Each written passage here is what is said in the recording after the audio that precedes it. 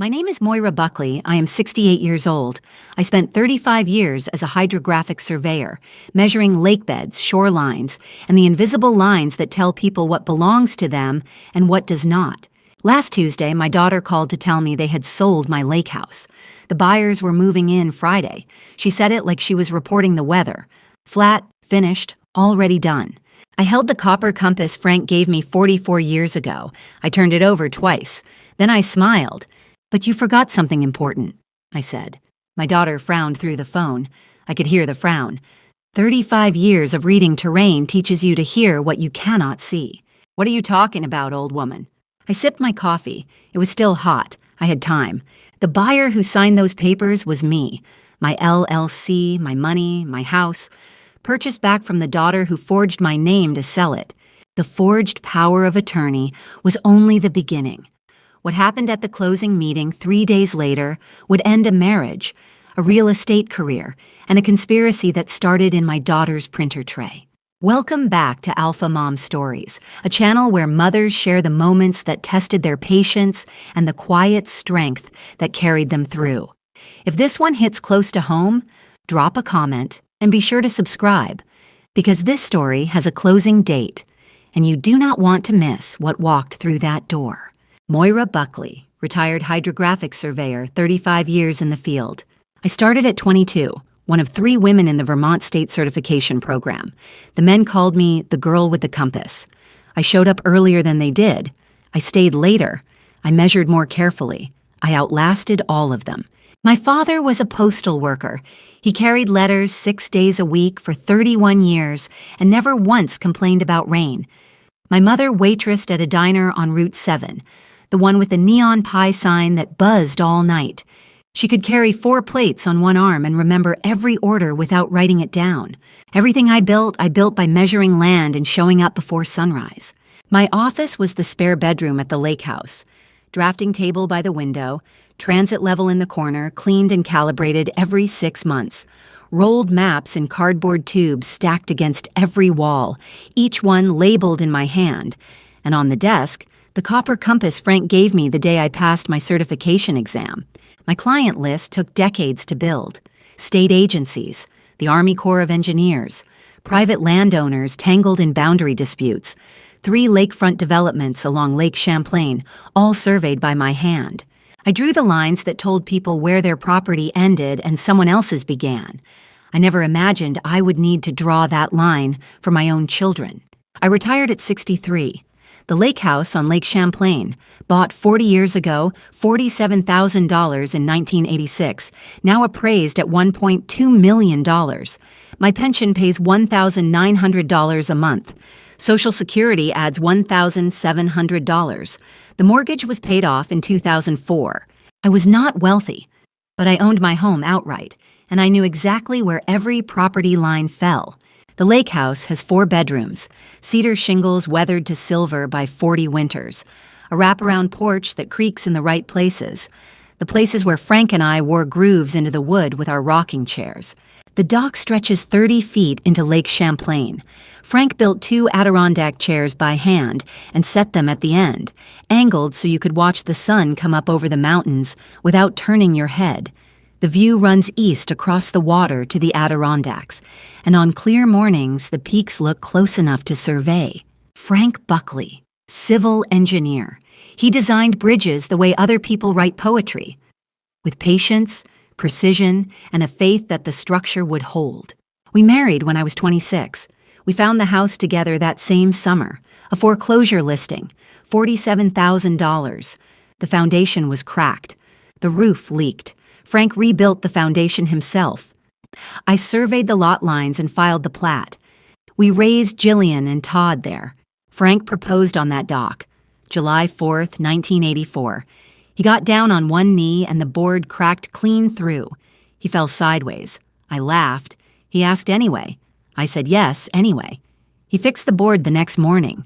Frank died 5 years ago, heart attack at 63, at his desk, working on plans for a pedestrian bridge in Stowe. His reading glasses were still on when they found him. After Frank died, the lake house became my anchor. I sit on the dock every morning. I feed the ducks. I watch the sunrise. I maintain the house myself. Mow the lawn, repair the screens, paint the trim. At 68, I climb a ladder for the gutters twice a year. People said I should sell, downsize, move somewhere manageable. But they did not understand. That house is not real estate. It is the last place Frank's hands touched. Jillian Buckley Pratt, my daughter, 42 years old, licensed real estate agent for 12 years with her own small agency in South Burlington. 3 desks, a copier, and a framed motivational poster about closing deals. She married Derek Pratt when she was 28. They have 2 children, my grandchildren, 10 and 7. I love them in the way grandmothers do. Completely and without condition. Derek Pratt, 44, property developer. He started Pratt Development LLC 8 years ago with 2 projects. The first was a 12-unit condominium in Winooski. It ran over budget by $190,000 and sold at a loss. The second was a lakefront renovation in Shelburne. That one ended in a contractor lawsuit and left $380,000 in outstanding debts. Creditors were calling daily. Their marriage operated like a small business with a bad balance sheet. Jillian provided the real estate license and the local connections. Derek provided what he called vision, projects that sounded compelling on paper and collapsed the moment they touched dirt. They had refinanced their own home twice. Their credit cards were maxed. Jillian's view of me was practical and cold. Mom is 68. She's sitting on a $1.2 million asset. She mows her own lawn. She climbs ladders. She feeds ducks. That house is 4 bedrooms for 1 woman. Derek at dinner one evening leaning into his wine glass like a man rehearsing a speech. Your mother's lake house could solve everything. Jillian looked at him. She already knew what he was thinking. She'll never agree. Derek leaned back, smiled. Then we don't ask. My daughter married a man who sees houses as assets and people as obstacles. I had met his type before, at boundary disputes. They always believe the line should move because they want it to. Derek's plan unfolded over 3 weeks. He laid it out the way a developer drafts a site plan. Neat, logical, and built on ground he did not own. Step 1. The power of attorney. Derek downloaded a Vermont POA template from a legal forms website. Jillian practiced my signature using old Christmas cards and the guest book from Frank's memorial service. 20 attempts on lined paper. The first 19 were too wide, too loopy, too hesitant. The 21st was what Jillian called close enough. In surveying, close enough is how bridges fall down. Step 2. The notary. Gary Phelps, semi-retired, Essex Junction. Derek paid him $200 in cash. Phelps did not verify identity. He did not ask for the principal to appear. Jillian signed as Moira Buckley. Derek presented a photocopy of my driver's license. Not the original, a photocopy. Phelps stamped what was put in front of him and went back to his crossword puzzle. Step 3. The listing. Jillian listed the property through her own agency. $1.2 million. Estate sale. Motivated seller. She used the forged POA to sign the listing agreement. The listing photos were taken on a Thursday afternoon while I was at my book club discussing a novel about a woman who loses her home. Step 4. The buyer. An offer came in within 10 days. $1.15 million from a couple in Massachusetts. Clean offer, quick close. Jillian accepted using the forged POA. Then there was Todd's role. Jillian called my son. Todd, we're selling Mom's house. It's for her own good. Todd asked the only question that mattered. Does Mom know? Jillian's answer was crisp. She will, after it's done. Todd said nothing. His silence was his signature on the conspiracy. My daughter is a licensed real estate agent. She has held that license for 12 years. She knows what a power of attorney requires. The principal's presence, proper identification, a witness. She knows that forging one is a felony in the state of Vermont, and she did it anyway. Jillian grew up in the lake house. It should have been idyllic. The dock, the mountains, the cedar rooms that smelled like summer all year long. But I was gone weeks at a time, surveying lakes in the Adirondacks, mapping coastlines in Maine, measuring boundaries that other people needed drawn. Jillian, age 12, her school musical. She had a solo. Tomorrow, from Annie. 3 weeks of practice in the upstairs bathroom, singing into a hairbrush. Opening night. Frank sat in the front row with his good shirt on. The seat beside him was empty. I was surveying a boundary dispute on Lake George, a property line that 2 families had been arguing over for 9 years. I left a message on the answering machine.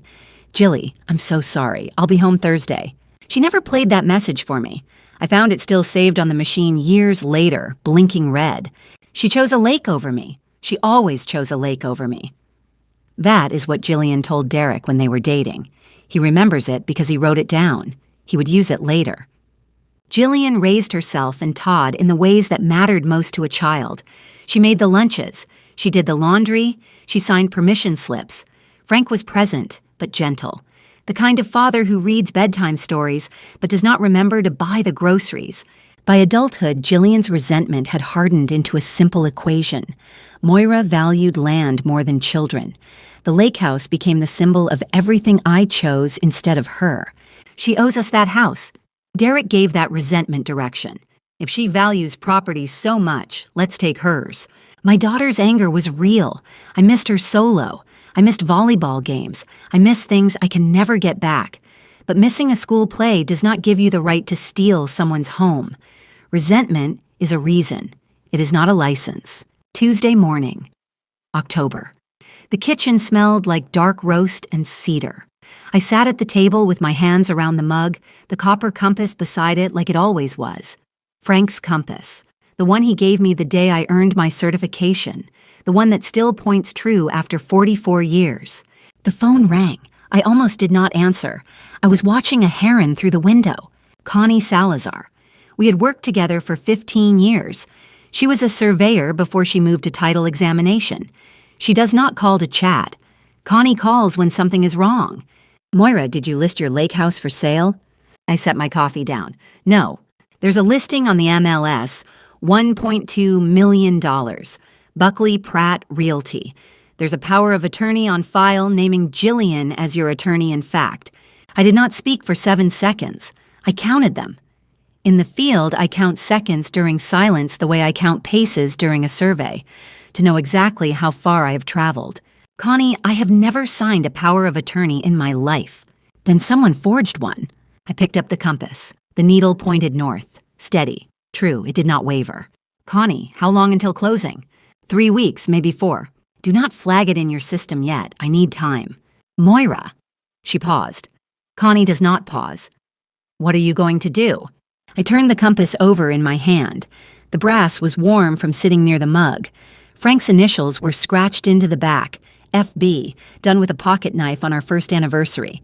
What I have done for 35 years, Connie. Measure the boundaries, then enforce them. That evening, I sat at the kitchen table with a legal pad and a pencil. Not a pen. Pencils let you redraw the line. I mapped 3 options the way I would map 3 possible survey routes through difficult terrain, each one with its own costs, risks, and margins of error. Option 1, call the police, file a report, wait for an investigation. The problem was simple. It would become he said, she said. My daughter would claim I had agreed verbally. Derek would back her story. The old woman narrative would surface. She cannot manage her own affairs. She is confused. The case would drag through months of interviews while the house slipped further away. Option 2, confront Jillian directly. Drive to her office, put the listing printout on her desk, demand an explanation. The problem was simpler. Evidence would be destroyed within the hour. The forged POA would vanish. The listing would be withdrawn. It would become a family argument, not a crime. And family arguments do not have consequences. Option 3, become the buyer. I underlined it twice. Form an LLC. Submit a purchase offer. Let the sale proceed. When Jillian signs the transfer documents using a forged POA at closing, she commits a felony in the presence of witnesses, a title company, and a recording clerk. The forged POA becomes recorded evidence of a completed crime, filed in county land records, permanent and public. I picked up the phone. It was 9:10. "Raymond, I need you to set up an LLC, tonight if you can. Vermont registration. Name, Champlain Meridian Holdings. and I need you to make an offer on a lake house." "Whose lake house?" "Mine." Raymond Holt did not ask why. He had known Frank for 40 years. He knew me for 35. When a surveyor says, "I need to redraw a line," you hand her the pencil. "I'll have the LLC registered by morning. Tell me everything." The next morning, I drove to Montpelier. Raymond's office is in an old brick building on State Street, the kind of building where the stairs creak and the radiators knock, and the law books go floor to ceiling because Raymond does not trust digital files. Raymond Holt, 61, silver hair kept short, reading glasses on a chain. He reads contracts the way I read survey maps, line by line, looking for the errors that other people miss because they are in a hurry. Champlain Meridian Holdings, LLC, was registered with the Vermont Secretary of State's office at 8:47 a.m. Raymond listed himself as managing member. My name appeared nowhere in the public filings. Not as member, not as officer, not as registered agent. Invisible. The strategy was precise. Raymond would submit the purchase offer through a buyer's agent in New York, someone Jillian had never met and would never think to question. The offer, $1.18 million. Cash. No contingencies. No inspection period. No financing delays. A cash offer with no contingencies is catnip for a desperate seller, Raymond said, setting his glasses on the desk. Jillian will not shop this around. She will take it. Raymond explained the legal architecture. When Jillian signs the transfer documents at closing using the forged POA, she commits a Class D felony in the presence of witnesses, a title company representative, a recording clerk. Every document goes into county land records, deeded, stamped, and filed, a public record of a crime created by the criminal's own hand. "Frank would appreciate the elegance," Raymond said. I nodded. He was right. Raymond understood what I was doing because he understood Frank. Frank built bridges, structures designed to hold weight that no one can see until it is tested. I was building one too, and closing day would be the load test. 1 week later, the offer was submitted. $1.18 million cash, close in 3 weeks. The paperwork was clean. The LLC was invisible. The buyer's agent in New York had never met Jillian and never would. Jillian called Derek from her office. I know this because Todd told me later, not out of courage, but out of guilt, which is the currency my son trades in. Cash offer, no contingencies. Jillian's voice was bright, relieved. The sound of a woman who believes the worst is behind her. Derek did not hesitate. Take it. Don't negotiate. Jillian called Todd next. The house is selling. Todd asked the question he always asks, the question that lets him feel morale without being brave. Does Mom know yet? Jillian's answer was the same. She'll know when it's done. Jillian accepted the offer. She signed the acceptance letter the way she had signed everything else, with my name in her hand, Moira Buckley, by Jillian Buckley Pratt, attorney-in-fact. The setup was complete. I know what Jillian said to Todd because he repeated it to me weeks later, sitting at my kitchen table with his hands shaking. She said, Mom doesn't need a lake house. She needs a 1-bedroom and a meal plan. Raymond called me that afternoon. They accepted. Closing is November 15th. Good, I said. That was all. I held the compass. The needle pointed north. It always points north. My daughter accepted a $1.18 million offer to sell my house to me. She did not know it was me. She was too busy counting the money to count the details. In surveying, we call that a blunder. An error so large it can only come from not looking. I asked Connie to send me a copy of the power of attorney on file with the title company. She did. No questions. Connie trusts surveyors the way surveyors trust their instruments, because both have been calibrated by years of use. I studied the document at my kitchen table, reading glasses on, pencil in hand, compass beside the legal pad. The signature was wrong, not dramatically wrong, not the kind of wrong that jumps off the page, the kind of wrong that only the person whose name it is would catch. The M was built incorrectly. I start my M with a downstroke from the top. Pen touches paper and pulls straight down before angling right. This M started from the bottom, the stroke climbing upward. someone copying the shape without knowing the motion. It is the difference between drawing a line and surveying one. A drawing captures the image. A survey captures the truth. The notary stamp belonged to Gary Phelps, Essex Junction. I checked his records through the Secretary of State's office. 2 prior complaints for incomplete record keeping. One from a title company, one from a bank. Phelps stamps what is put in front of him and does not look up from his crossword. Then I found the listing. The property description listed the lot as 2.3 acres. I pulled my original survey from the tube against the wall. M. Buckley, PLS, written in my hand across the bottom right corner, dated 1988. The lot is 2.47 acres. The listing omitted the 0.17-acre riparian easement along the eastern shore. Jillian had not read the survey. My daughter listed my property without reading the survey. A real estate agent who does not read the survey is like a surgeon who does not read the chart. It is not just careless, it is dangerous. I drove to Montpelier on a Saturday morning.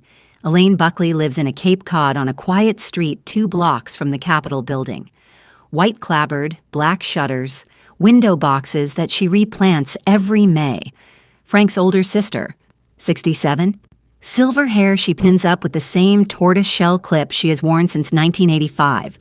Makes pie from scratch because she does not believe in store-bought crust. We sat at her kitchen table. Coffee and blueberry pie. I told her everything. The POA, the forged signature, the listing, the scheme, Derek's debts, Todd's silence, the LLC. Elaine set down her fork. She did not speak for a long time. Then she looked at me with Frank's eyes. The same gray-blue, the same steadiness. Frank would be heartbroken, and then he'd be furious, and then he'd do exactly what you're doing. He'd build a bridge, I said. He'd build a bridge and make them walk across it into the truth. Elaine stood and walked to the hallway closet. She returned with an envelope, cream-colored, Frank's handwriting on the front. She placed it on the table between us. Frank's letter, written 3 years before he died, addressed to Elaine. Elaine, if anything happens to me, make sure Moira keeps the house. That lake house is hers. She found it. She surveyed it. She paid for it with 35 years of work. Don't let anyone tell her it's too much house for one woman. It's exactly the right amount of house for Moira. I read the letter. My hands were steady. They are always steady. Surveyor's hands. Frank knew. Not about Jillian. Not about the scheme. But he knew the house needed protecting. He had measured the risk the way he measured load-bearing capacity, quietly, precisely, and years in advance. I want to pause here. My daughter forged my signature on a power of attorney to sell the lake house my husband and I built together over 40 years. She listed it through her own agency for $1.2 million. Her husband designed the scheme. My son knew and said nothing. And the buyer who signed those papers, that was my LLC. I was buying my own house back. If you have ever had a family member try to take what you built, stay with me. Because closing day is coming. Subscribe and drop a comment below. I want to hear your story too. Todd Buckley, my son. 39 years old, high school science teacher at Champlain Valley Union. He teaches biology, ecosystems, food chains, the way one disruption cascades through an entire system. He understands consequences. He studies them for a living. He knew what Jillian was doing was wrong. He knew it the way he knows that removing a keystone species collapses a habitat. He knew it, and he did nothing. After school one afternoon, Todd drove past the lake house. He did not stop. He sat in his car on the shoulder of the road, engine idling, and looked at the dock. He told me this later. He remembered fishing with Frank on Saturday mornings. Worms in a coffee can, Frank's old rod with the bent reel.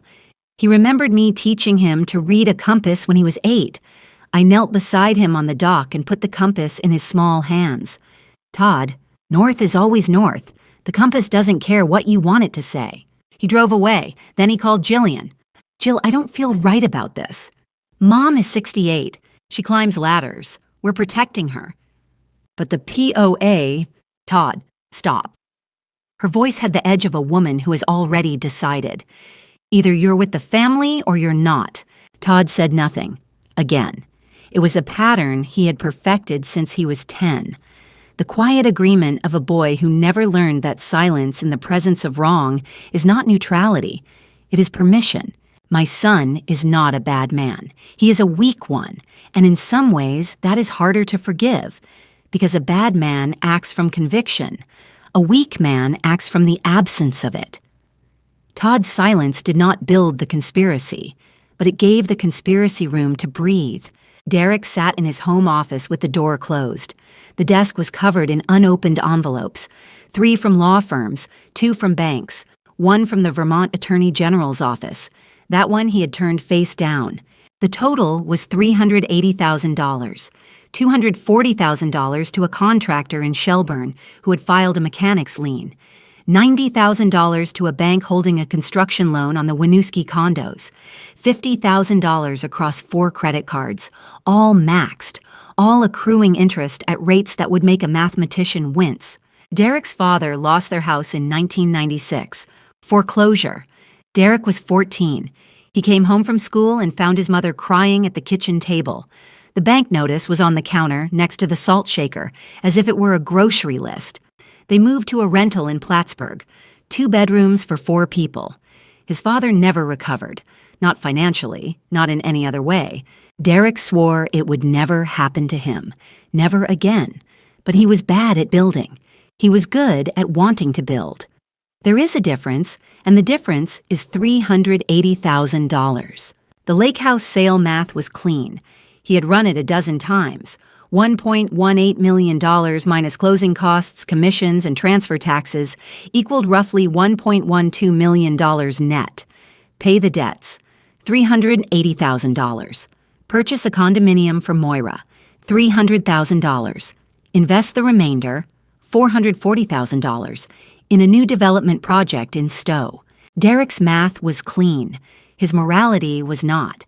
He had mapped the money down to the dollar. What he had not mapped was the law, or the fact that the woman he was stealing from had spent 35 years mapping things more carefully than he ever could.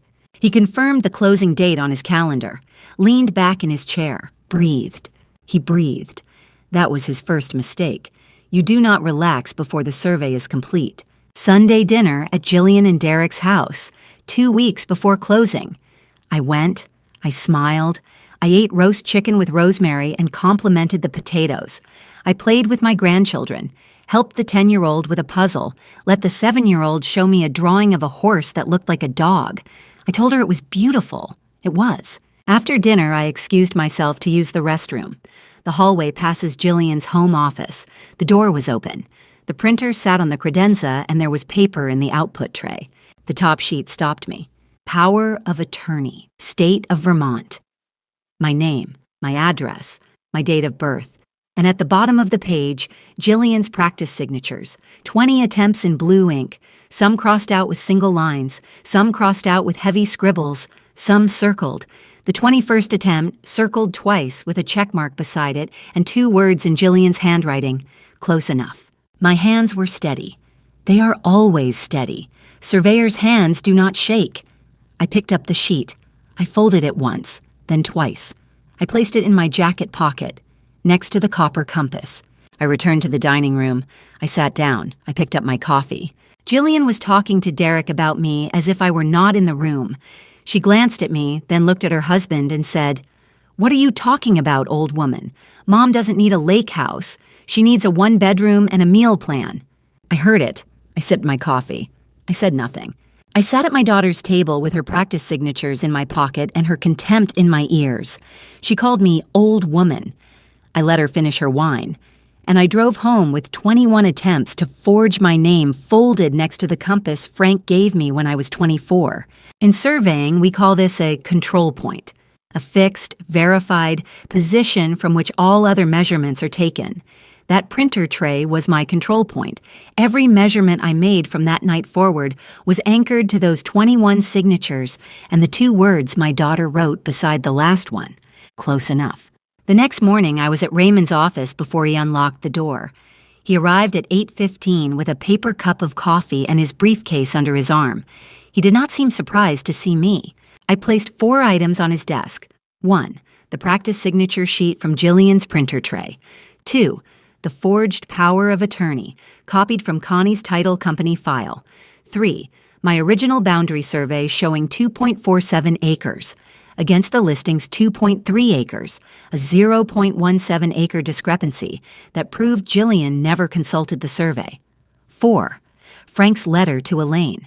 Raymond put on his reading glasses. He read everything. 30 minutes. I waited in the chair across from his desk with the same patience I had learned at survey sites, the patience of a woman who knows that accuracy cannot be rushed. Raymond removed his glasses, set them on the desk. This is comprehensive. The practice signatures prove intent. She did not sign your name once by accident. She practiced it 21 times. The POA forgery is provable through handwriting analysis. The boundary discrepancy proves Jillian never consulted your survey before listing the property, and the LLC purchase creates a complete paper trail, from forged authorization to recorded deed. Then he laid out the closing day plan. Step 1. Let the closing proceed. Jillian signs as attorney-in-fact in the presence of witnesses. Step 2. After all documents are signed, the LLC attorney reveals the buyer's identity.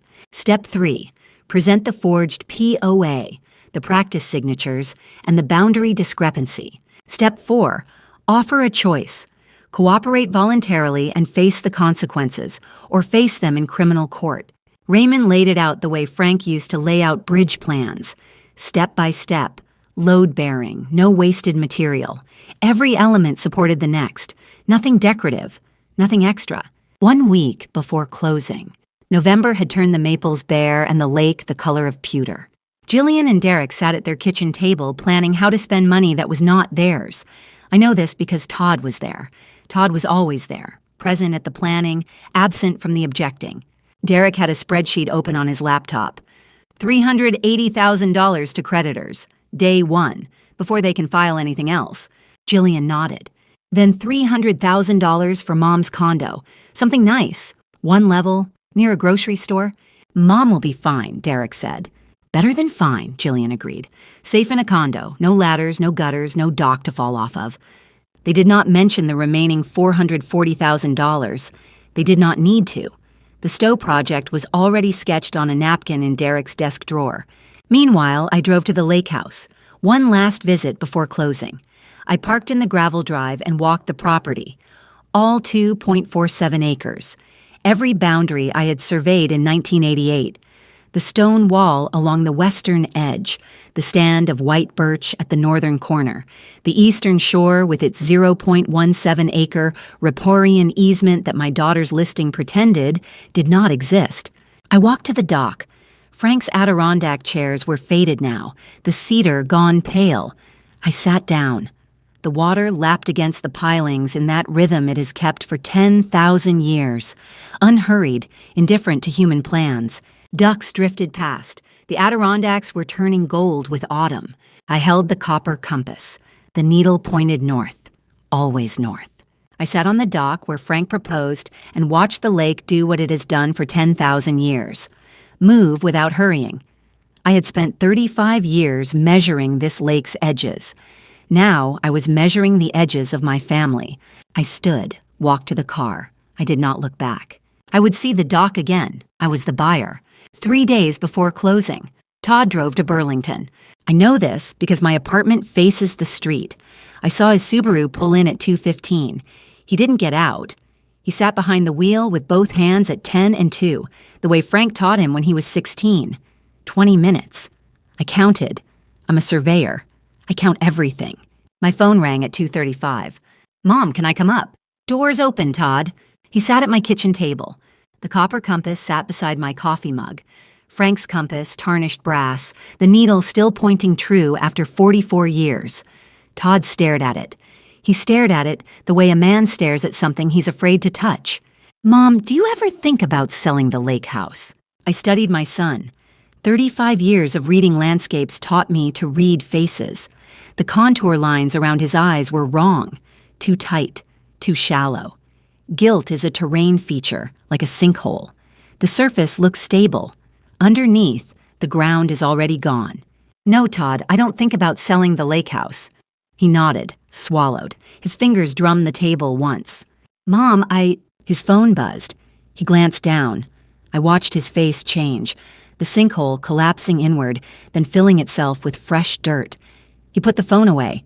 Never mind, I just wanted to see you. He hugged me at the door, held on 2 seconds longer than usual. I watched from the window as he sat in his car for 5 more minutes before pulling away, engine running, hands at 10 and 2, going nowhere. I found out later what the text said, from Jillian. Don't. We talked about this.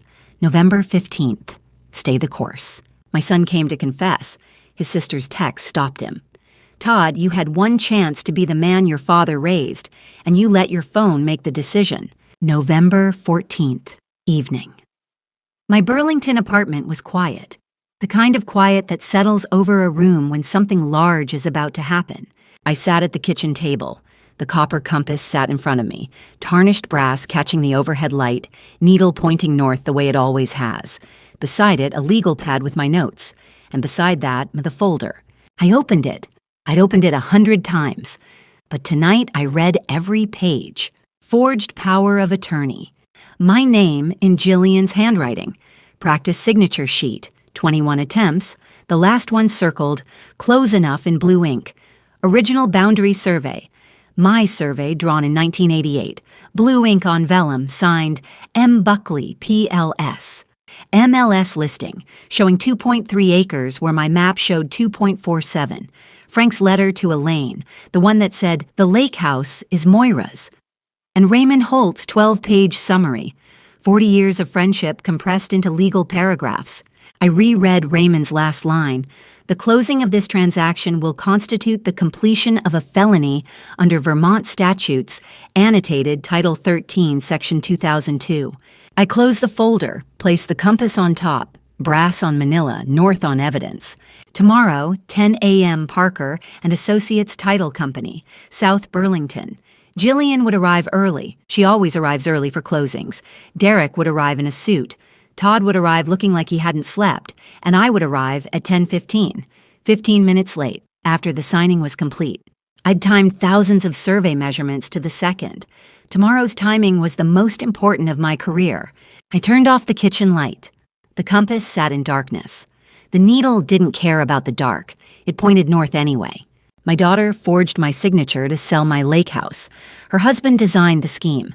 My son knew and said nothing. And in less than 12 hours, Jillian would sit in a title company office and sign closing documents using a forged power of attorney, selling my house to an LLC she didn't know was mine. Tomorrow is November 15th. Stay with me. Because what happened at that closing table changed everything. November 15th, 9:30 a.m. Parker and Associates Title Company, South Burlington. I know the building. 2-story brick. Parking lot facing Route 7. I'd done title research there twice in the 90s. Boundary disputes that required survey verification. The conference room is on the 2nd floor, long table, leather chairs, water pitcher. The kind of room where houses change hands and lives change direction. Jillian arrived first. Of course she did. Navy blazer, pearl earrings, leather portfolio. My daughter has done closings 100 times. She could recite the document order in her sleep. Today she was the seller's representative. Power of attorney in her portfolio. My forged name on the signature line. Derek at 9:45. Suit and tie. He hadn't worn a tie in 6 months. The knot was too tight. You could see the effort in his collar. Todd at 9:50. Khakis. Wrinkled blazer. He hadn't slept. I could see it from the parking lot, though I wasn't supposed to be watching. He sat at the far end of the table, as far from Jillian as the room allowed. The closing attorney was Patricia Oberg. Efficient. Precise. She laid out the documents, 2 inches thick, tabbed and flagged. The way I lay out survey instruments. Everything in its place. The buyer's representative sat across from Jillian, a young attorney from Raymond Holt's firm, Sarah, folder closed, hands folded, waiting. She gave nothing away. She was very good. Connie Salazar was in the back office. She knew. My daughter sat at the closing table the way she sits at every closing, confident, prepared, in control. She didn't know that the young attorney across from her worked for Raymond Holt. She didn't know the title examiner had called me 4 weeks ago. And she didn't know her mother was sitting in a car in the parking lot holding a copper compass, waiting for the signing to finish. Patricia Oberg began. She stated the parties for the record. Seller, Moira Buckley, represented by Jillian Buckley Pratt under power of attorney. Buyer, Champlain Meridian Holdings, LLC. Document by document, tab by tab. Patricia's voice was steady. She'd done this 1,000 times, each page turned, each signature line waiting. Jillian signed, Moira Buckley by Jillian Buckley Pratt, attorney in fact. She wrote it 7 times, 7 signatures, each one confident, each one fluid, each one a separate count of fraud. Derek watched from across the table. I know the look. I've seen it on contractors watching a foundation pour. He was calculating. Proceeds minus closing costs, minus commission. The commission went to Jillian's own agency. My daughter was collecting a fee for selling her mother's house, 6% of $1.2 million, $72,000, for forging my name. Todd signed as witness. His hand shook. Patricia noticed. Her pen paused for half a second, but she said nothing. Closing attorneys see a lot of nervous hands. They don't ask why. Sarah signed for the LLC. Clean. Professional.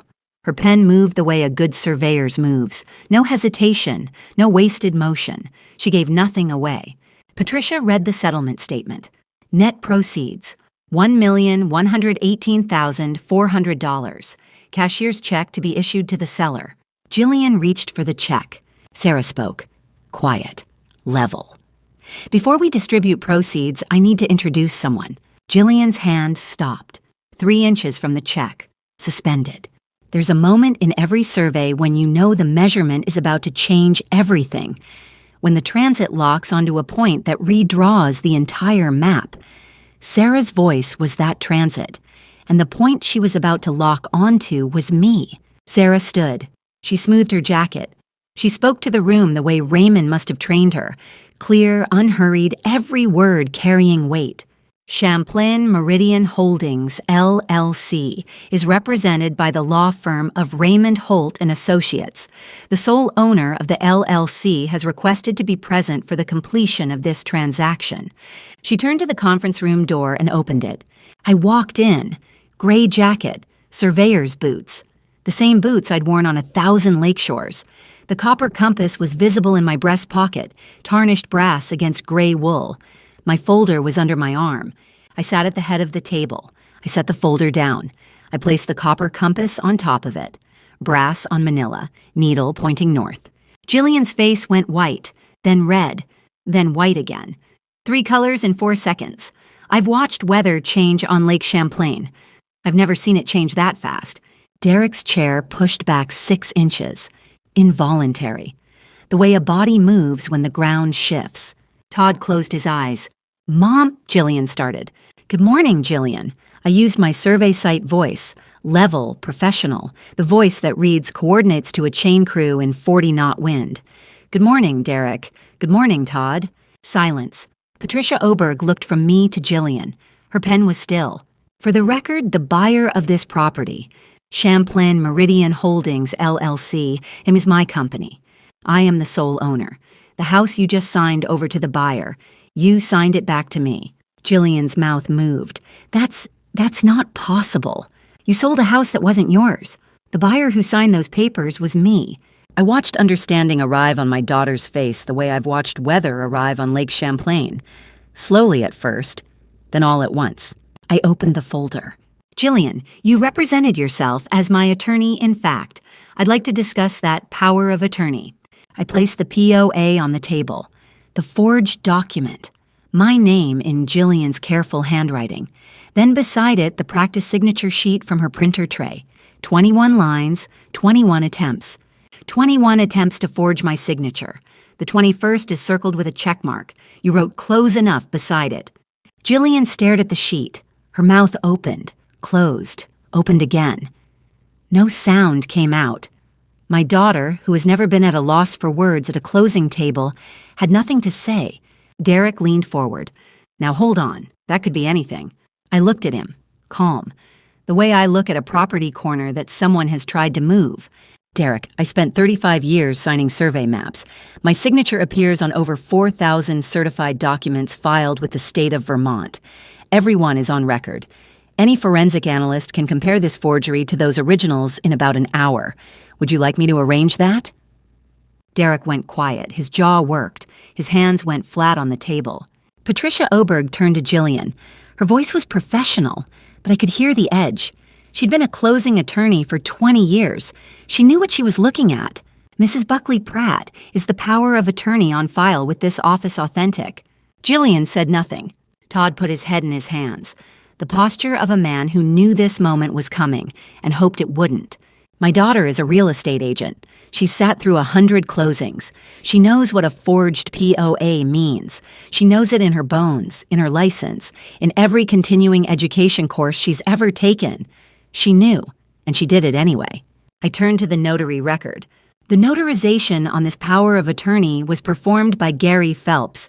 His record states the signing occurred at my residence, 714 Lakeshore Drive. I was home that entire day. I placed the security camera printout on the table. I have a security camera at the front entrance. This still is date-stamped. My driveway was empty all day. No one visited. No one signed anything at my kitchen table. I placed a second document beside it. The POA was signed somewhere else. My guess, your kitchen table, Derek, since the notary form was completed in your handwriting. I placed the handwriting comparison, Derek's signature from a loan application, which is public record, next to the handwriting on the notary form. The slant was identical. The spacing was identical. The lowercase g with its distinctive open loop was identical. Derek's face drained. You can't. This is... I can, and I did. I spent 35 years reading documents. I've testified as an expert witness in 4 boundary disputes where documents were falsified. I know what forged paperwork looks like. Then I placed the MLS listing beside my original survey. The MLS listing describes this property as 2.3 acres. My survey, which I drew in 1988, shows 2.47 acres. The listing omits a 0.17-acre riparian easement along the eastern shore.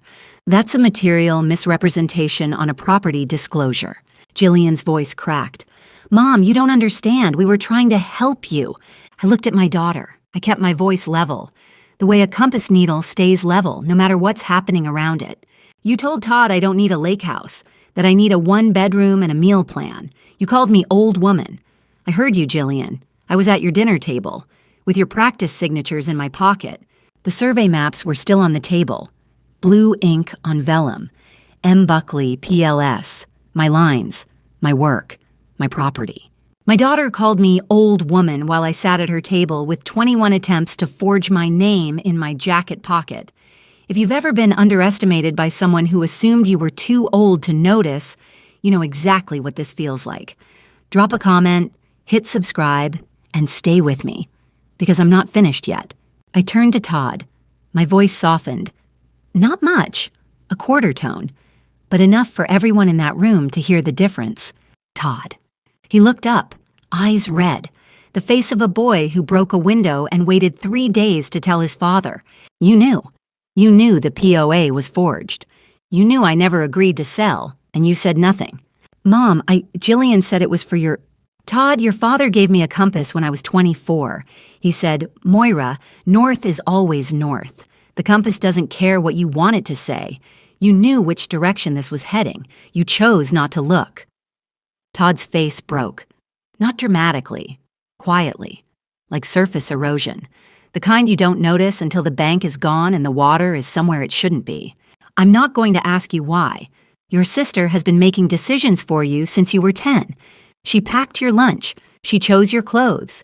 She told you what to think about your mother. But you're 39 now. Silence is a choice. It was the wrong one. I'm sorry, Mom. I know you are. We'll talk about what sorry looks like later. Right now, sit and listen. My son's apology was real. I could see it in his face. The same face that looked at me over oatmeal when he was 6, milk on his chin, asking why birds fly south. But apologies don't fix forgeries, and sorry doesn't unlist a house. Raymond Holt stood. He buttoned his jacket. A small gesture, but deliberate. The voice of Frank's oldest friend and a 40-year attorney filled the room, the way low pressure fills a valley. Steady, inescapable. For the record, the documents signed today constitute the completion of a real estate transaction using a forged power of attorney. Under Vermont statutes annotated, Title 13, Section 2002, this is forgery, a felony carrying up to 10 years. Additionally, the transaction constitutes fraud under Title 13, Section 2001. It constitutes elder financial abuse under Title 33, Section 6913. And it constitutes unauthorized practice of attorney-in-fact authority. Each document signed today is a separate count. He turned to Derek. His voice didn't change. It didn't need to. Mr. Pratt, the evidence indicates you designed this scheme, procured the notary, and completed the notary form in your own handwriting. Under Vermont law, that makes you a co-conspirator to each of these charges. He turned to Todd, same measured tone.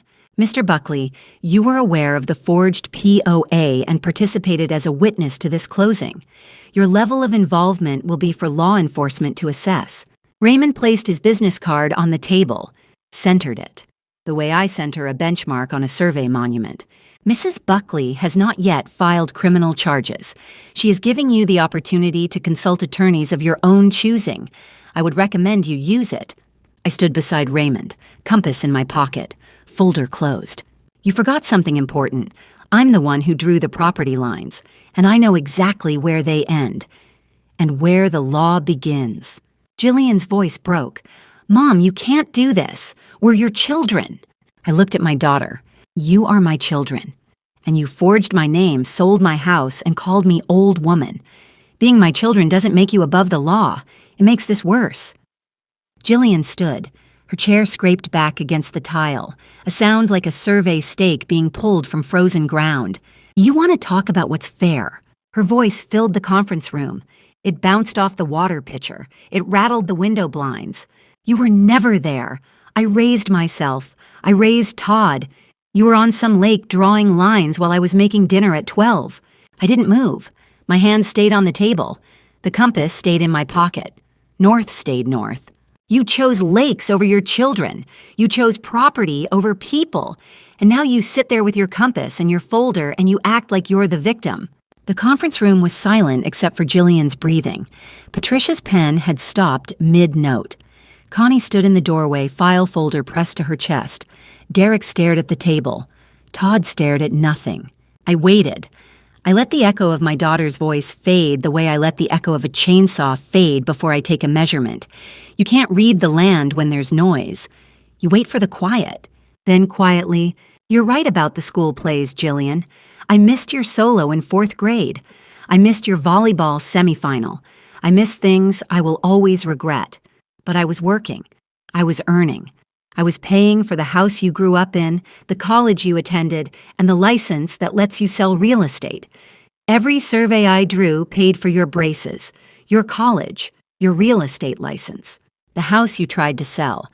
I paid for it with 35 years of early mornings and late nights on lakes you never bothered to visit. I paused, one breath. Missing your school play is something I owe you an apology for. And I've offered that apology many times. You've never accepted it. But forging my signature, selling my house, and calling me old woman at your dinner table, that isn't collecting a debt. That's committing a crime. And there is no amount of resentment that turns a felony into justice. Derek reached over and pulled Jillian back into her chair. She let him. The fight left her body the way heat leaves a lake in October. Fast and all at once. Derek quiet. We need a lawyer. I nodded. Yes, you do. Derek sat, hands flat on the table, palms down, the posture of a man whose spreadsheet just deleted itself. I could see it happening behind his eyes, the numbers dissolving, the $380,000 payoff, the condo in South Burlington, the Stowe development, the new truck, all of it. Every cell in his mental spreadsheet going blank. How did you know? Connie Salazar. She examined the title for the buyer's lender. She's been my colleague for 15 years. We surveyed the Lake Willoughby watershed together in 2004. Derek closed his eyes. the title examiner. You built a scheme to sell a surveyor's house without checking who examines the titles. We check the benchmarks before we start the survey, Derek. You didn't check a single one. He looked at his hands. For 1 second, just one, he wasn't a developer. He wasn't a schemer. He wasn't a man with a spreadsheet and a plan. He was a 14-year-old boy watching his father lose their house in Rutland. I knew the story. Jillian had told me years ago. Bank took the house, family in a rental by Christmas. The fear was real. The $380,000 was real. The desperation of a man who swore he'd never lose a property was real. He didn't apologize. That second passed. His hand moved to his phone. His thumb found the screen. The developer returned, already texting, already calculating, already looking for the next angle. Some people learn from the survey. Some people just move the stake. The conference room was still.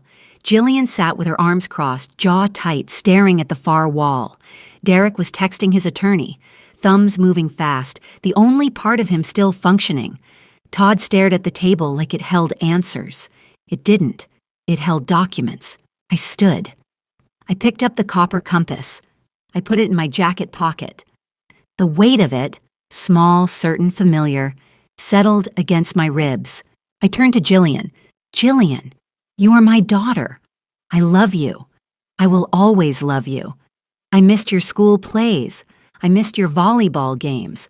Those are my failures, and I own them. I paused, but I didn't steal from you. I worked for you. Every survey I drew paid for your braces, your college, your real estate license, the house you tried to sell. I paid for it with 35 years of early mornings and late nights on lakes you never bothered to visit. I turned to Derek. You owe $380,000. That's your problem, not mine, not my house. I turned to Todd. Todd, you had a chance to tell me. You drove to Burlington. You sat at my table. You almost said it. Your phone buzzed and you stopped. I held his eyes. I'll give you one more chance, not today, but eventually, to be the man your father raised. Don't waste it. I picked up the folder, closed it, manila edges aligned. This property remains in my name. The LLC purchase is voided. The evidence has been documented and preserved. What happens next legally is up to the state of Vermont. What happens next as a family is up to you. I walked to the door, stopped, turned. The lake house dock needs restaining before winter. I'll do it Saturday. If any of you want to help, you know where I'll be. I walked out, compass in my pocket, folder under my arm, surveyor's boots on tile floor. I didn't cry. I don't cry at surveys. I read the data, marked the boundaries, and filed the report. The crying would come later, on the dock, at sunset, in Frank's chair. But not here, not in front of them. Within 6 weeks, the survey was complete, every line drawn, every consequence measured. Jillian, the Vermont State Police opened an investigation in late November. Charges filed in December. Forgery, fraud, elder financial abuse. Her real estate license was suspended pending adjudication. Her agency listings were transferred to a colleague in Essex Junction. The Burlington Free Press ran the story on December 12th. Real estate agent charged with forging mother's signature to sell lakefront home. 4 paragraphs. Front page of the local section. My daughter's professional photo beside a photo of the lake house. 2 images that should never have been on the same page. Derek, co-conspirator charges. The investigation uncovered the notary arrangement and the handwriting match.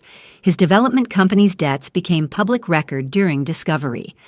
$380,000 spread across 3 creditors who'd been patient and were now not.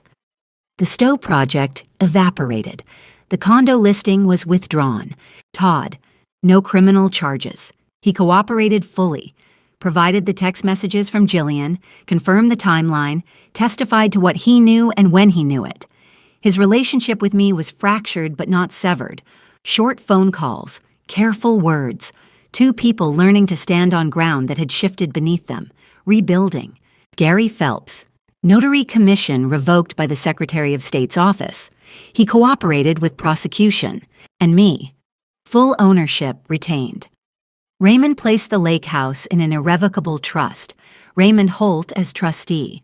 The property can never be sold, transferred, or encumbered without my explicit in-person witnessed authorization. No power of attorney, no exceptions, no shortcuts. December. First snow on the Adirondacks. The mountains across the lake turned white overnight, the way they do every year, the way they did when Frank was alive, the way they will when I'm not. I drove to the lake house, walked the gravel path, stepped onto the dock, Frank's Adirondack chair. I sat. The water was still. Winter quiet. The ducks had gone south. The mountains stood white against a pewter sky. The copper compass sat in my palm, needle pointing north, always north. Elaine visited Saturday. We restained the dock together. Two women in their late 60s, brushes in hand, cedar stains sharp in the cold air. Our breath made small clouds. Frank would love this, Elaine said. Frank would complain about the cold and then stay until it was done. We laughed. The sound carried across the water. Nothing else did. Todd came in January, alone. He brought sandpaper and a bag of stainless steel screws. He helped me repair a loose board on the dock, the same board Frank cracked the night he dropped to one knee with a ring and a question. My son fixed the board his father broke. It's not forgiveness yet. It's a beginning, and beginnings are measured one board at a time. I sat in the lake house study. The copper compass rested on the mantelpiece. Tarnished brass, steady needle, 44 years of pointing true. Survey maps stood in rolled tubes against the wall. Frank's engineering books lined the shelf. I spent 35 years drawing boundary lines for other people. The most important boundary I ever drew was my own, between what my children owed me and what they could take from me. A compass points north. It doesn't negotiate, neither do I. Spring came the way it always comes to Lake Champlain. Slowly, then all at once. I volunteered at the Burlington Senior Center. The class was called Understanding Your Property Rights. 8 women sat in the first session. I brought copies of boundary surveys. I explained easements, deeds, powers of attorney, what they mean, what they protect, what happens when someone forges one. I spent 35 years teaching land where its edges were. Now I teach people. The surveys are different. The precision is the same. That's my story. 4 weeks of silence, 1 copper compass, and a closing meeting that redrew every line. If this story reminded you to check your deed or to call your mother, do it today.